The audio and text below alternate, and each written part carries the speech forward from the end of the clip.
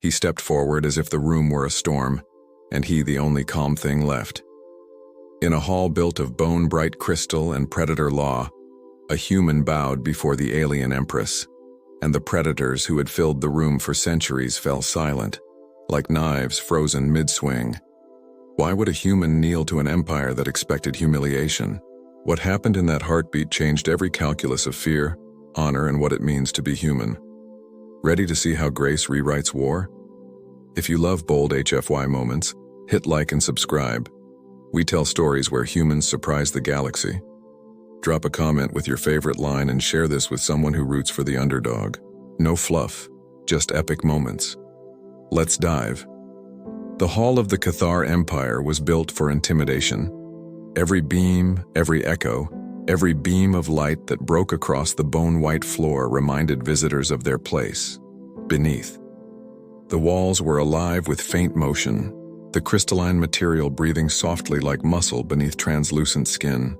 Alien sigils pulsed across them, old words of conquest and blood, written in languages that predated human fire. And at the center, on a throne carved from the skeleton of something that had devoured suns, sat the Empress of Cathar.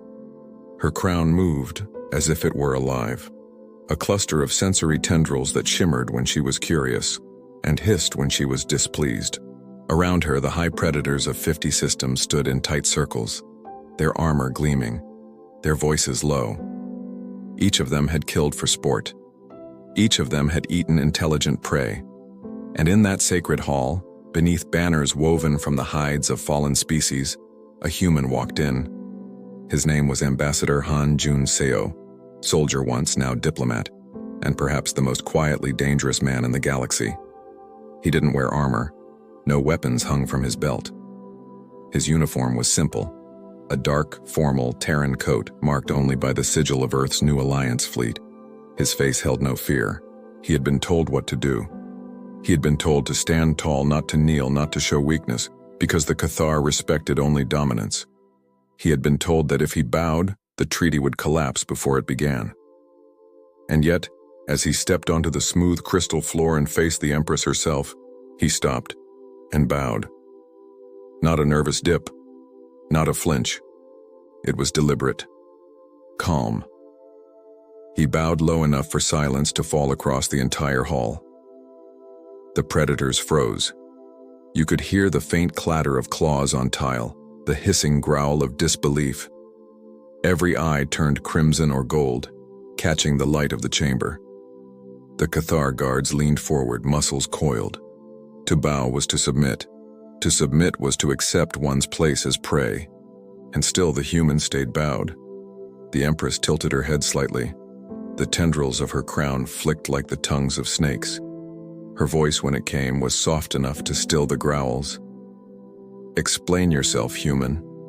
Han straightened slowly, his eyes steady, his voice quiet but carrying through the hall like steel wrapped in silk. "Among my people," he said, "we bow not to masters but to respect. You built this empire with strength. I honor that. And in return, I offer something you have not seen in 1,000 years. Grace." For a moment, the Empress said nothing. Her gaze cut through him, searching for deceit. The predators murmured among themselves. One of them, a scaled chieftain with tusks, snarled, "Grace is what prey call surrender." Han didn't flinch. "No," he said, "grace is what predators forget when they mistake fear for strength." The silence that followed wasn't just quiet, it was charged. Every predator in that hall, for all their pride and posture, felt something they hadn't expected from a human diplomat, a kind of calm that didn't come from weakness, but from the certainty of choice. It was the silence that came before storms. The Empress rose from her throne. Her movement was graceful, precise, and terrifying in its beauty. She was easily 7 feet tall, her limbs long and almost serpentine. The air around her shimmered faintly with pheromones, a natural intimidation field that made other species' hearts race and their breath quicken. But Han didn't move, didn't blink. He just watched. "Human," she said slowly, circling him like a cat might circle a torch. "Do you know what happens to those who kneel before me unbidden?" Han's answer was simple. "I do, but I didn't kneel to you. I bowed to the weight of your history." The phrase struck her like a blade made of unfamiliar logic. In the Cathar tongue, bowing meant submission. But this human was reframing it, rewriting the cultural script in real time.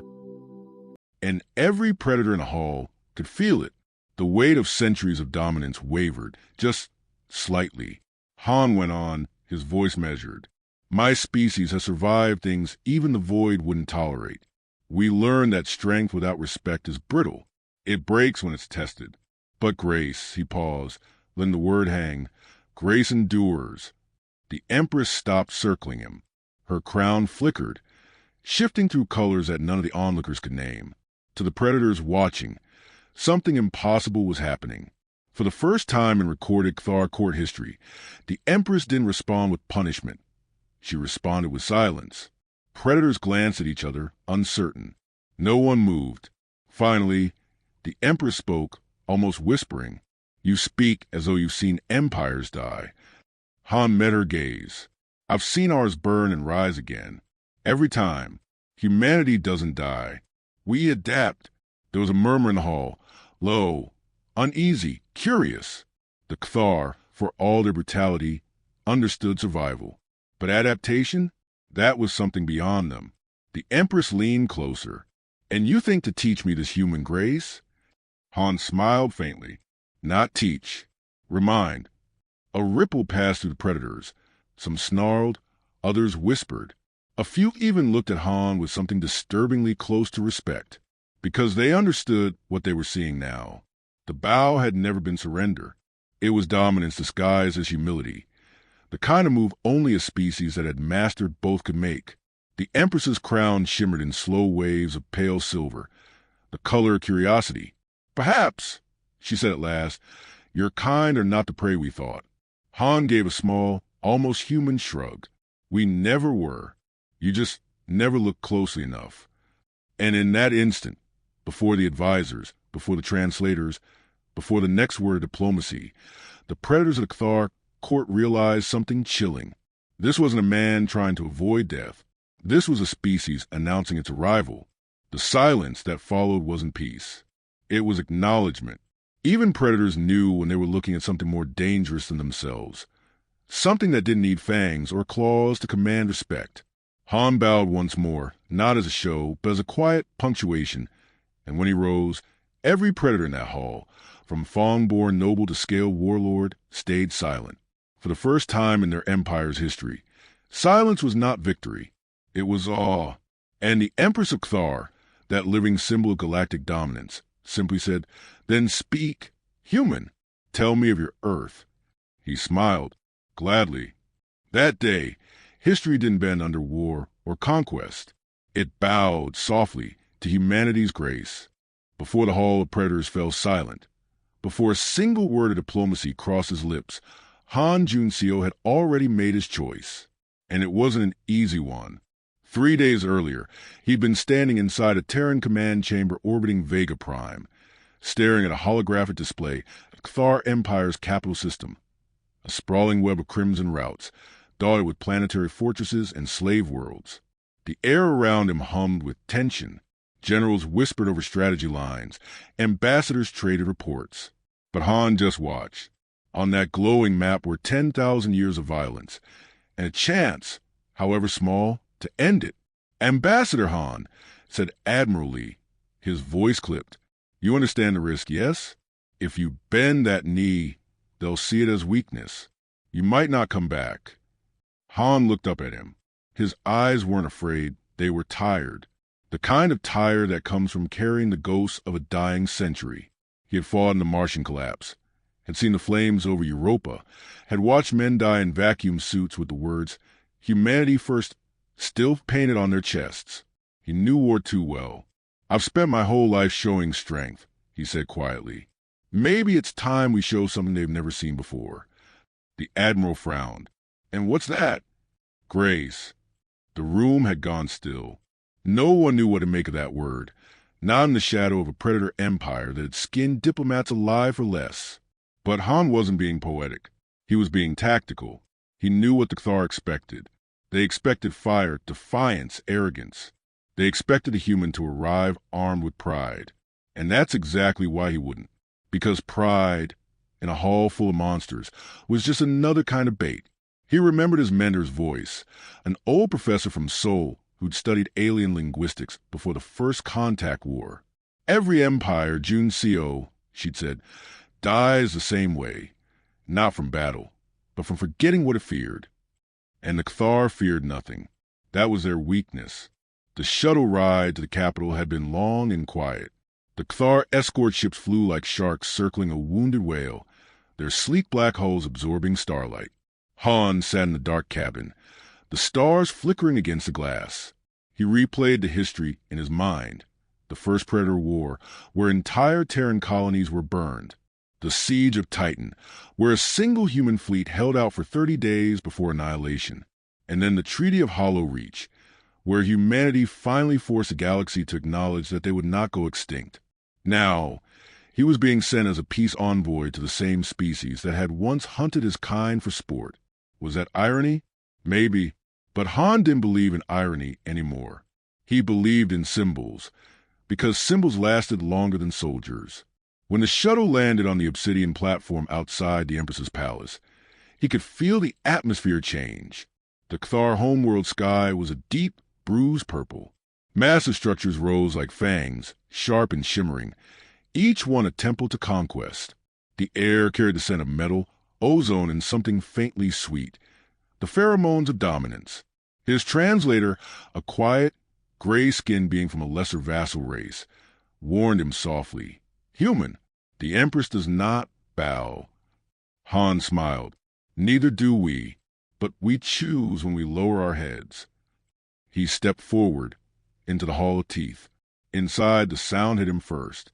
Hundreds of predators breathing in rhythm, a low growl that wasn't sound so much as vibration. He walked as if through the throat of a great beast, every step echoing like defiance. And that was when he saw her, the Empress, radiant and terrible, a being sculpted for power. Her throne rose from the floor like a living entity.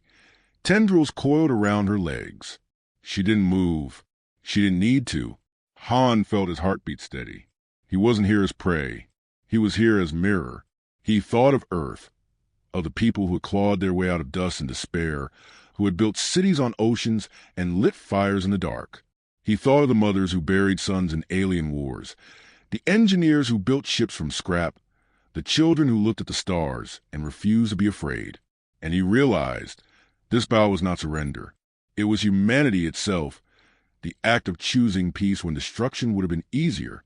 When he lowered himself before the Empress, it wasn't just Han bending.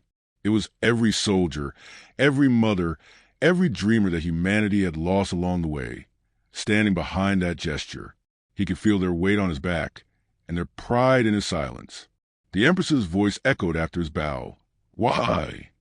That single word carried more threat than a fleet of warships. But Han was ready.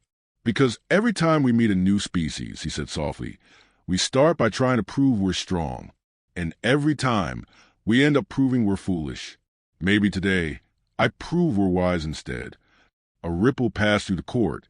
Confusion first, then curiosity. Even the most hardened predators leaned in slightly. They had never heard such a tone. Not a fear, not a challenge, but a conviction. Han continued, "You built your empire on fear. You ruled because no one dared to look you in the eye. But fear is fragile. The first thing humanity learned in the dark was that fear doesn't last. It fades when you choose to understand what you fear." The Empress's tendrils shifted from crimson to blue, a color the Cathar scholars once called a hue of hesitation. Han saw it. He pressed gently, not as a warrior, but as a teacher. "You mistake bowing for submission. But where I come from, bowing is not defeat. It's acknowledgement. It's saying, I see your strength, and I choose to meet it without hate." One of the warlords hissed, "You dare insult our Empress with riddles?" Han turned to him, calm as still water. "If I meant to insult, you'd already know. I came to offer something rarer than an insult, understanding." The Empress raised a clawed hand, silencing the hall. Her gaze locked on Han again. "You claim understanding, yet your kind fought us tooth and bone." Han nodded. "We did, because we were scared. We always fight what we don't understand." A long silence. Then something shifted. The Empress stepped closer. Her scent, sharp and commanding, filled the air, thick with authority. Yet beneath it, faintly, there was something new. Interest. "Human," she said finally, "you bow not from fear, but from choice. Why risk being devoured for such a gesture?" Han smiled, but there was sadness in it. "Because someone has to be first." The words hit the hall like a pulse. Predators who had never hesitated now blinked. "Someone has to stop the cycle," he said. "If we keep meeting every new species with fire, the galaxy will burn until there's nothing left but ashes. Maybe it's time someone bows, not to beg, but to build." The Empress stood in front of him now, towering over the human who had dared to redefine what power meant. And for the first time in living memory, she said nothing, because deep inside, something ancient and primal, even within her predator heart, recognized that kind of courage. Not the courage to kill, the courage to kneel without losing dignity. That was rarer, stronger, more dangerous. Far above, in the observation decks where alien ambassadors watched through cloak holofeeds, whispers began. The humans, they bowed, tremble, not from force, but from reflection. Yes, and lived. "They didn't just live," said another, awed. "They changed the room." And so, history quietly shifted its weight. In a single moment of grace, one human had shown the galaxy that respect could wound deeper than any weapon. The predators didn't know it yet, but the Empire had already started to. The silence inside the Hall of Teeth stretched long enough to feel like a lifetime. Even the air seemed to hold its breath. The Empress of Cthar stood before the human envoy, tall, radiant, and unreadable. Her crown of living tendrils shimmered faintly in shades that no one had seen before. Not crimson for anger, not gold for hunger, not the silvery calm of calculation. It was something new, something she didn't yet have a name for. Around them, the predators remained frozen, claws flexed, eyes gleaming, the instinct to strike pulsing just beneath the surface. The Cthar court was not built for hesitation. In their empire, to pause was to lose. To think too long was to invite challenge. And yet she paused.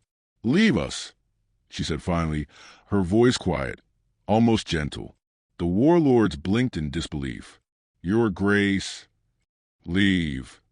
The word wasn't shouted. It didn't need to be. Every being in that chamber felt the force of her command. One by one, the predators retreated, their armor whispering against stone, their growls fading into the distance, until only two figures remained in the vast, shimmering hall, the Empress and the human who had dared to bow. Han Joon-Seo stood where he had before, hands clasped behind his back, gaze steady. He didn't move, didn't fill the silence with excuses or apologies. He simply waited.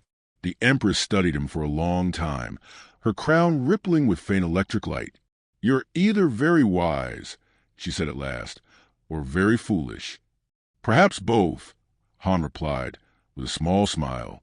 Her tendrils flicked once. Irritation, curiosity, something more. "Do you know how many envoys have stood in this hall before you?" "I read the records," he said softly. "None of them walked out." "And yet you came." Han nodded. "Because walking away would have meant letting fear decide for me. And humanity's had enough of fear." The Empress tilted her head. "You presume your courage matters in my court." He met her eyes, the kind of gaze that didn't challenge, but refused to shrink. "No, your Majesty. I presume it might matter in your heart." For the first time, she laughed. It was not pleasant, a sharp metallic sound, like blades scraping against each other. But beneath it was something genuine. "Human hearts," she said, "beat too fast. They burn themselves out before the stars notice." "Maybe," Han said, "but they burn bright enough to be remembered." That line, that quiet, unapologetic spark, landed somewhere deep within her. For 10,000 years, the Empress of Cthar had ruled through terror, through instinct, through the primal law of dominance. Her people had never questioned her because she had never allowed them to. Mercy was weakness. Reflection was decay. But this human, small, fragile, mortal, had done something no predator in her empire had ever dared. He had looked at her not as a god, but as an equal, and for a moment, she hated him for it, because equality felt dangerous. She moved closer, each step precise. The air trembled with her presence, her scent shifting, still sharp, but softer now. Her claws, long and curved, gleamed under the crystal light as she circled him again. You say you bowed in respect, yet you know what that symbol means to us. Han nodded. Yes, that's why it mattered. The Empress stopped directly in front of him. Her voice dropped low. You humiliate yourself before predators and call it meaning? Han's tone stayed calm. Where I come from, humility isn't humiliation. It's strength without arrogance. It's knowing when not to fight. Her tendrils flickered again, confused. Predators always fight. That is how we live. That's also how you die, Han said. The words hung in the air like a challenge, but his tone remained quiet, almost sorrowful. Your empire has conquered for 10 millennia. Tell me, when was the last time you learned anything new? The Empress's pupils narrowed. We are eternal. We teach the galaxy its place. Han shook his head slightly. No empire lasts forever. Every civilization before yours believed the same thing. And when they fell, they didn't fall to war. They fell to blindness. They stopped listening. She stared at him, and in that stare was something fragile, memory perhaps, or something close to it. My mother once said the same thing, she murmured. She called it the soft death. The moment a predator forgets how to look up from its kill and see the stars. Han smiled faintly. Your mother was wise. She was weak, the Empress said quickly, but even as she spoke, the words didn't sound like truth. They stood there, the predator queen and the human diplomat, and for the first time in Thar history, the balance of fear tilted, not because of war, but because of conversation. High above, in the observation decks hidden behind hollow shields, the Thar nobles watched in unease. She's speaking to him. Alone. That's not possible. The Empress does not parley. She does now. The whispers spread like static. In an empire where every action of the ruler was copied, studied, and obeyed, her pause, her curiosity, was more dangerous than any rebellion. The Empress turned and walked slowly back toward her throne. Her voice echoed, quieter now. You said you came to offer grace. Do you believe such a thing can tame predators? Han's eyes softened. No, grace isn't meant to tame. It's meant to remind. Remind us of what? That even predators were children once. That you didn't always feed on fear. That somewhere under all this empire and armor, there's a creature who once looked at the sky and wondered, not just conquered. Her tendrils froze mid-motion. The words struck too deep. She could almost remember faint flashes of her own childhood, long before the crown, when she had looked up at the stars from the nesting cliffs of her world and asked her mother if the light beyond the clouds ever looked back. That memory had been buried for centuries. And now, a human had unearthed it with words softer than blades. You speak like a poet, she said finally. Han smiled slightly. No, just a survivor who wants others to stop surviving and start living. The Empress was silent for a long while. When she finally spoke, her voice was barely a whisper. My court will call this weakness. Maybe, Han said, but weakness and wisdom often look the same at first. Her eyes flickered again, golden now, the color of fire. And if I were to call it blasphemy? Han took a breath. Then I'd bow again. The Empress froze. Then, slowly and impossibly, she laughed again, but this time it wasn't a cold laugh of dominance. It was low, rich, and strangely alive.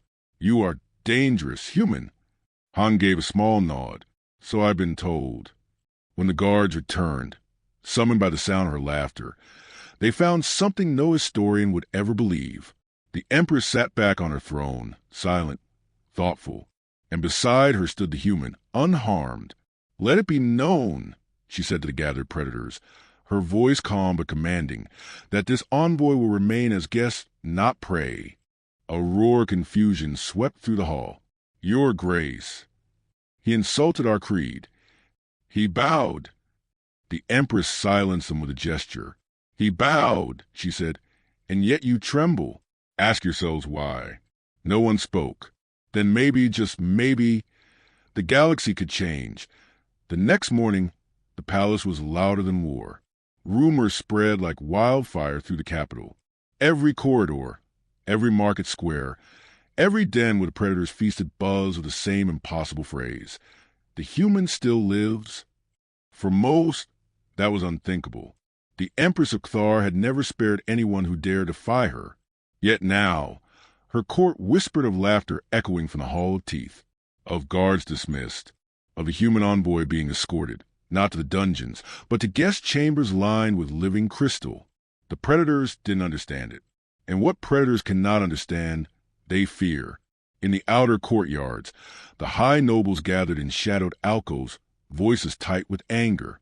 "He humiliated the throne," hissed one, a scaled general with black talons and crimson armor. "He redefined it," murmured another, older, her feathers dark as void. "And the Empress let him." Let him. The general slammed his claw against the stone, cracking it. "She's being played." A prey creature twisting words into poison. Across from them, an aged warlord with a missing eye growled softly.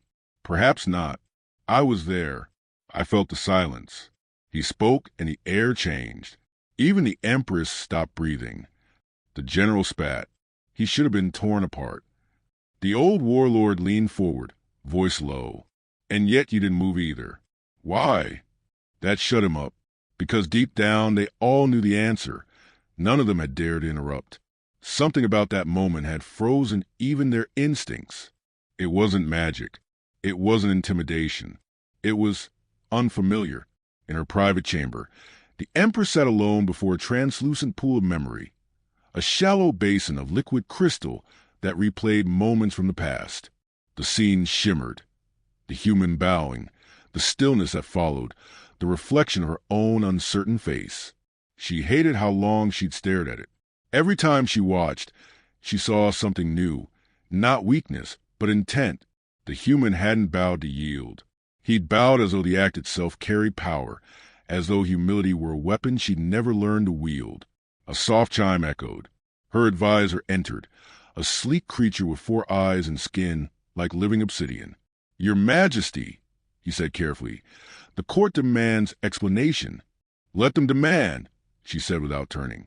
"They whisper of weakness, of you being changed." The Empress's tendrils flickered crimson, then steadied. "Then perhaps they should remember what happens to those who question me too loudly." The advisor bowed his head, but did not leave. "Forgive me, Majesty, but change is not always defeat." She finally looked up. "You think I am changing?" "I think," he said quietly, "that the human made you remember." Her claws tightened. "Remember what?" "That once, before you were Empress, you dreamed." The room fell silent. The advisor waited for punishment that didn't come. Finally, the Empress whispered, "Summon him." Han Joon-Seo was escorted to her chambers by guards who didn't look him in the eye. He walked with quiet composure, though his mind was racing. He knew this moment, the aftermath, was often deadlier than the first meeting. When the doors opened, the Empress was standing before a vast window, stars spilling across the sky like dust. "You've stirred my empire," she said without turning. "I've been told humans have that effect." She glanced back. "You joke. Yet I've had to silence entire noble houses to keep them from calling for your execution." Han's brow lifted slightly. "That must be exhausting." Her lips curved, not quite a smile, not quite a snarl. "You risk much by speaking so freely." "Freedom's the only thing I've ever been good at risking," he said. The Empress turned fully now, her gaze like molten glass. "Do you realize what you've done? My subjects doubt me. They question whether I'm still the predator they worship." Han stepped closer, his voice calm but firm. "If your throne could be shaken by one man's bow, it was never stable to begin with." Her claws twitched, but she didn't strike. Instead, she let out a slow, almost human sigh. You have no idea how fragile order is, human. I know exactly how fragile it is, Han said softly. I grew up on a world that tore itself apart 3 times before it learned cooperation. Fragility isn't failure. It's the start of wisdom. The Empress studied him, searching for arrogance, for the smug confidence of prey that doesn't know it's cornered. But she saw none, just quiet conviction, and a strange, steady warmth that unsettled her more than any weapon. You confuse me, she admitted. You make me want to understand when understanding makes me weak. Understanding doesn't make you weak, Han said. It makes you dangerous to the ones who profit from ignorance. Her crown flickered with silver light. Curiosity again. Dangerous how? Because once you understand others, Han said, they can't control you with fear anymore. Outside, the predator nobles gathered in clusters, watching through hidden holograms, whispering in disbelief. The Empress listens to him.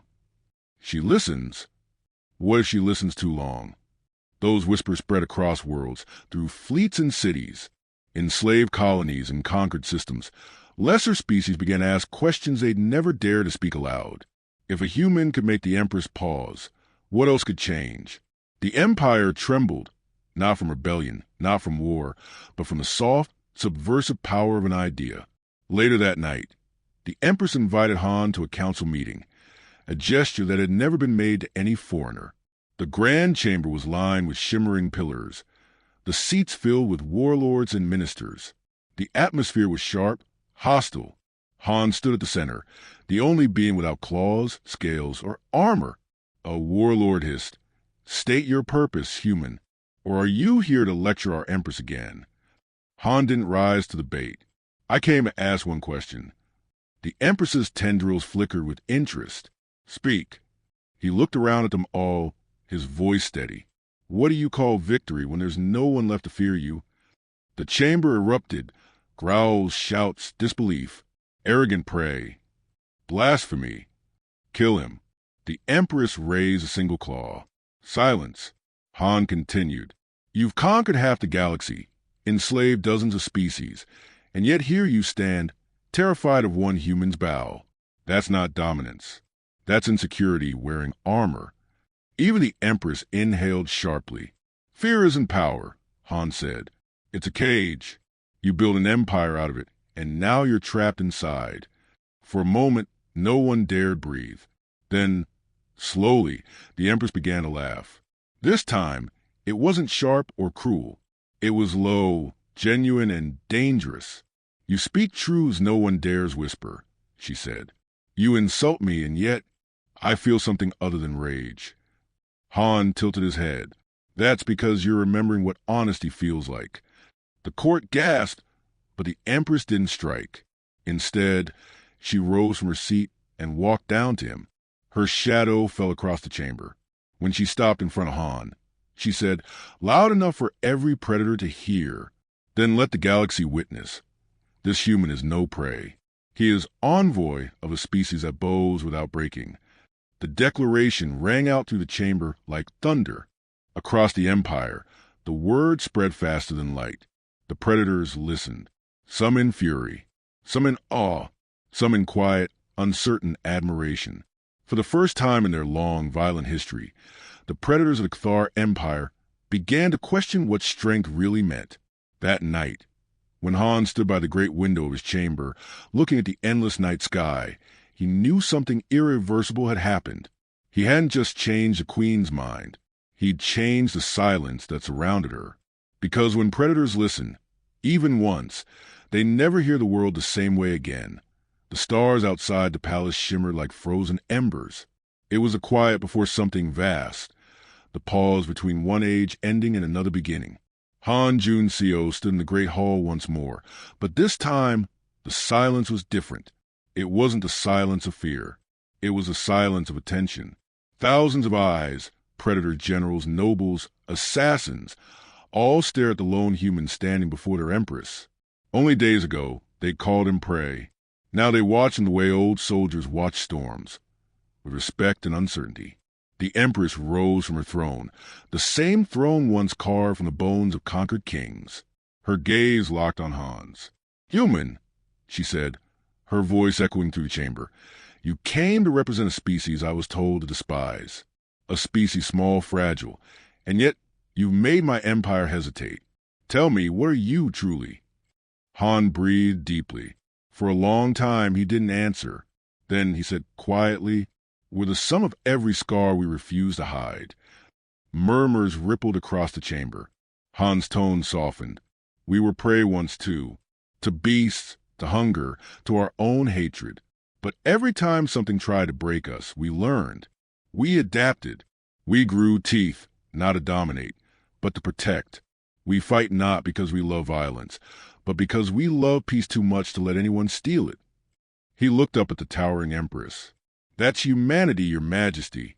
Not monsters, not prey, just survivors who never forgot how to stand up after kneeling." The Empress stepped closer.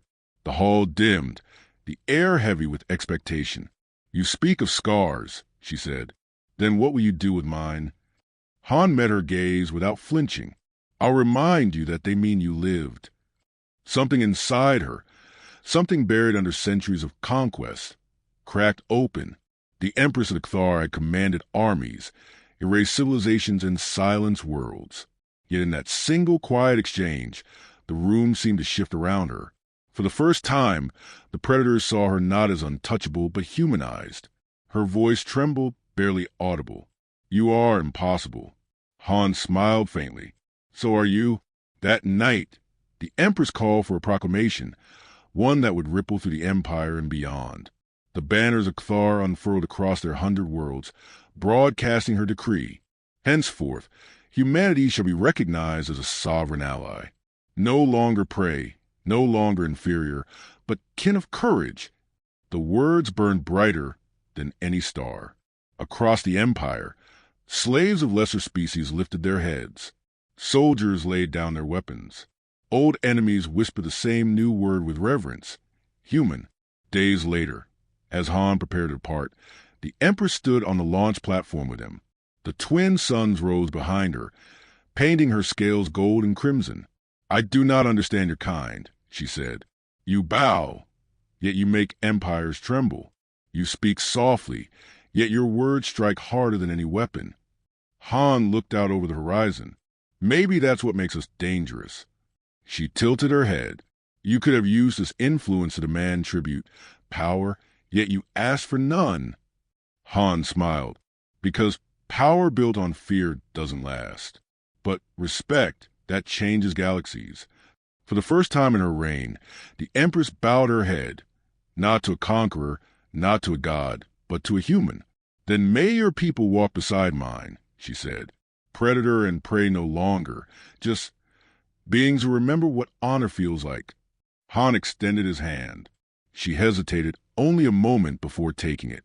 Her claws, once made for tearing, rested gently in his palm. In that moment, two civilizations stopped seeing each other as opposites, and the galaxy, for the briefest second, felt still. The human ship rose through the misty dawn, its engines humming like distant thunder. The Empress watched it vanish into the light, a strange smile lingering on her face. Her advisor approached. "Majesty, you've done something no ruler in Cathar history has ever done."